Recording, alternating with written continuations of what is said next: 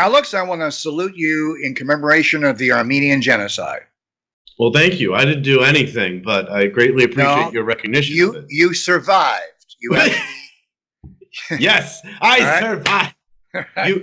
I can't believe it. You said the G word. Well, I can't believe it. Well, You say all sorts of offensive things. I know, but genocide is not. Anyway, Well, you see, according to the Turks, you should be dead. You should never have been even born.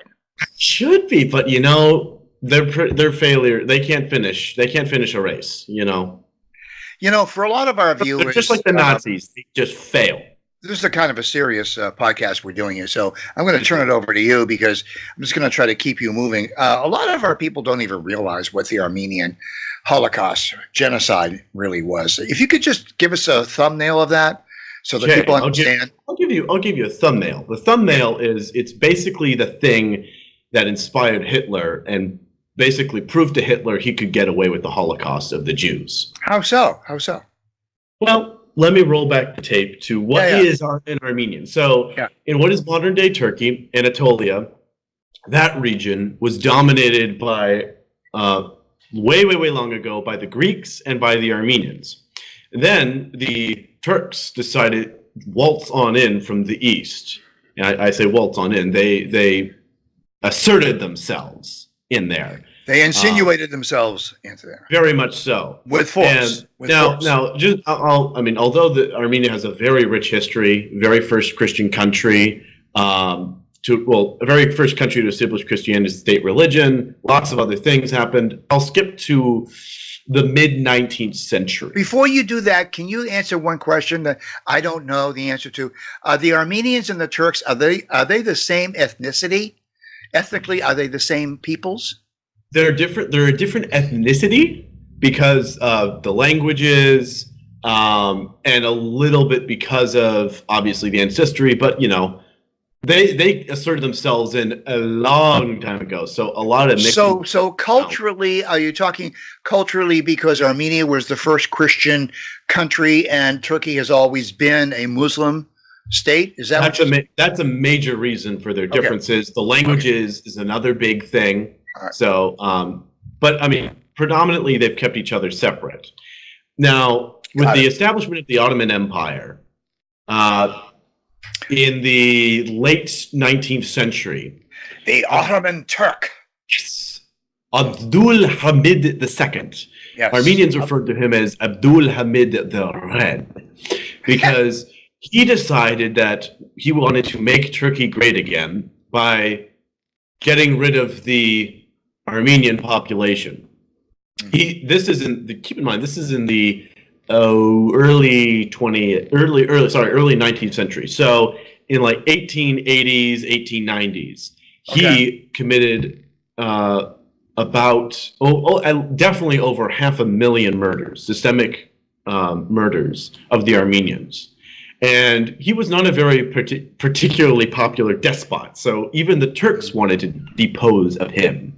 Mm-hmm. And the purpose of these murders was to gain soil, dirt. He wanted the dirt that the Armenians had under their feet. It's not so much make Turkey great again, but rather make Turkey Turkish. Yeah, make Turkey Turkish. Make Armenia Turkish. Well, yeah, exactly. That's an even better way to put it. So, so that's effectively what he attempted to do. But he was ousted by the Young Turk regime. Oh, they overthrew him. Yes. Now, I want to point out the Young Turk regime was considered to be progressive. They wanted to Europeanize the Anatolia area. They wanted to, and actually, the Armenians supported the Young Turks. They promised religious freedom and no more persecutions against the Armenians. This was great stuff. Right. Because we're talking about a time where Armenian churches couldn't ring their bells. Armenians couldn't ride horses. Dare I say it? They couldn't own guns. Sound familiar? Right. The parallels get worse and worse as we go. No. I want to stop it. We hear the phrase "Young Turks."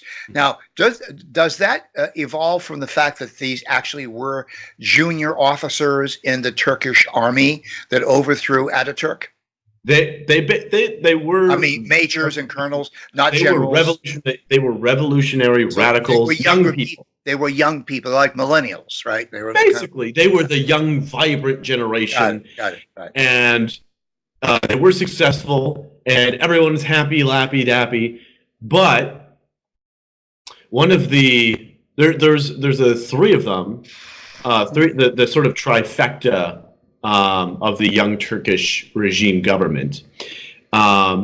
Some from military, some from intellectual background. I don't care to remember their names, and I don't care to remember too much about them. Mm-hmm. But if you look at the historical documents and the historical correspondence between them, from the very beginning, they wanted power, total power over that whole region. Mm-hmm. And the Armenians, being that they were Christians and they were Muslims, there is really no beating around the bush here, but you cannot take power if your constituents do not have the same values as you do. Same culture, yeah. The same culture. No, yeah. There's always going to be that. And religion is a mainstay of culture. So what's commonly referred to as the Armenian Genocide is something that started on the 24th of April, today as a matter of fact. This is the 104th anniversary of that. Yes.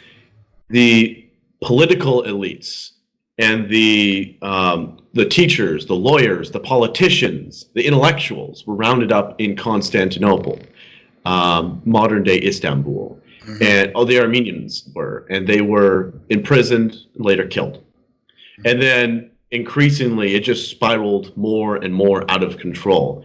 The forced deportations through the desert, where Armenians were forced to walk in the hot desert without food or water, and then those were.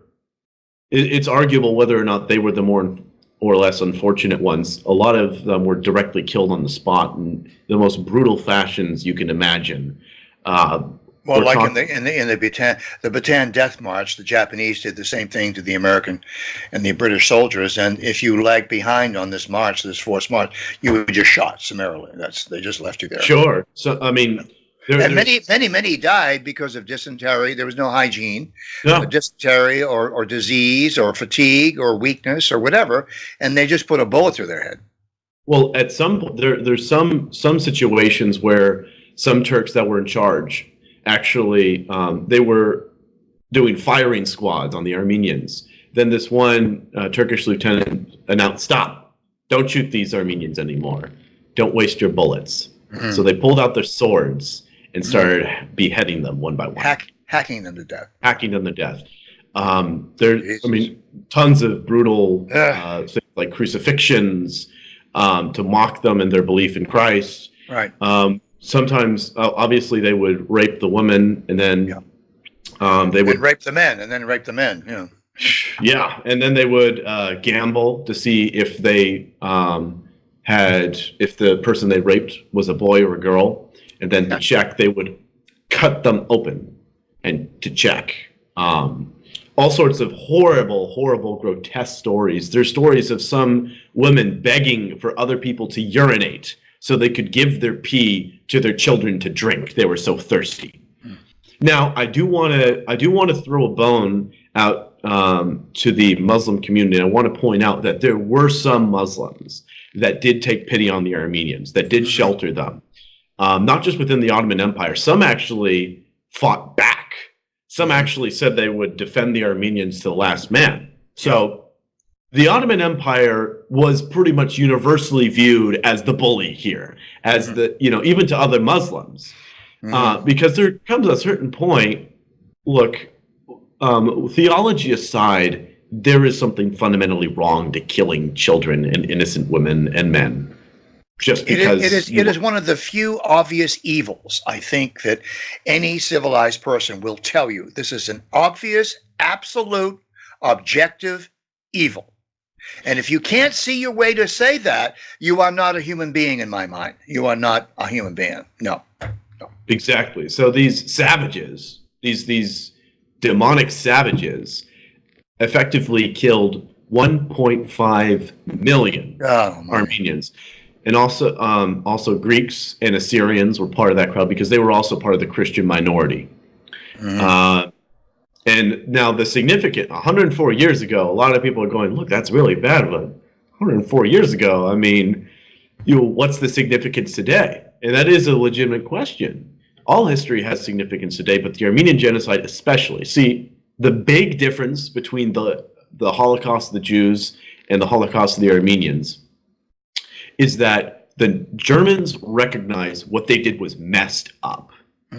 Turkey says that the genocide didn't even happen. Right. Well, for the long time, the Germans had the same point of view. For many decades after the Second World War, the Germans simply denied the Holocaust of the Jews and the Catholics and the Gypsies and any other person who was deformed or defective in their view.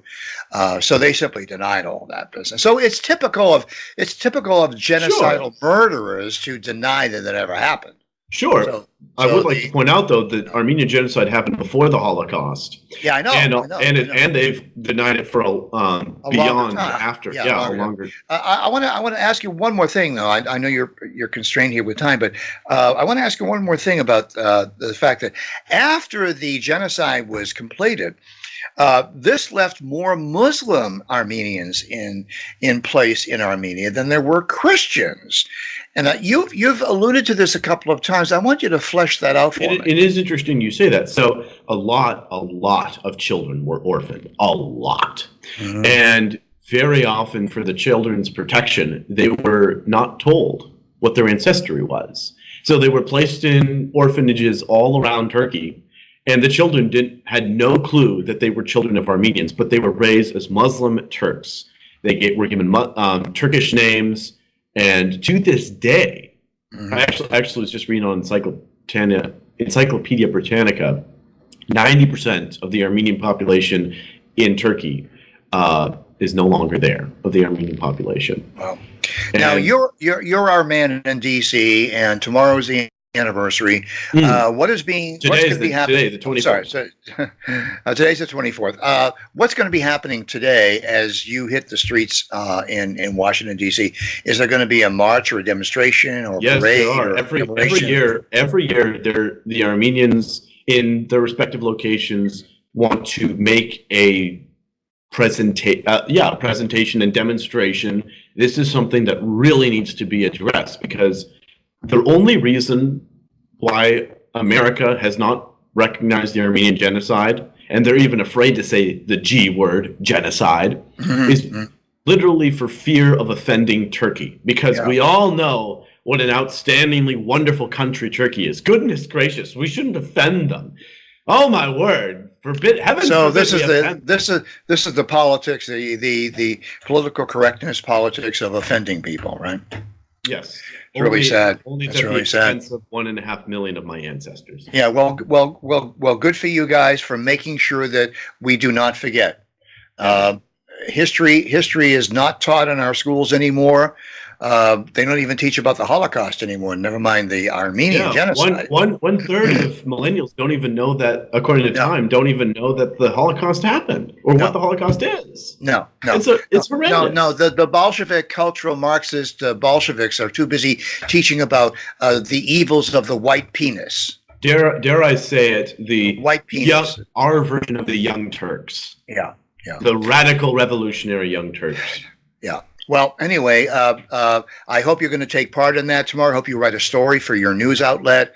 And certainly we'll want to read that and we'll want to see the coverage that you bring to us. I appreciate it. Absolutely. Yes. But thank you all for listening. This is extremely important. Please make sure to share this message. God bless you guys. A toast to the Armenian people. Both living and those not with us.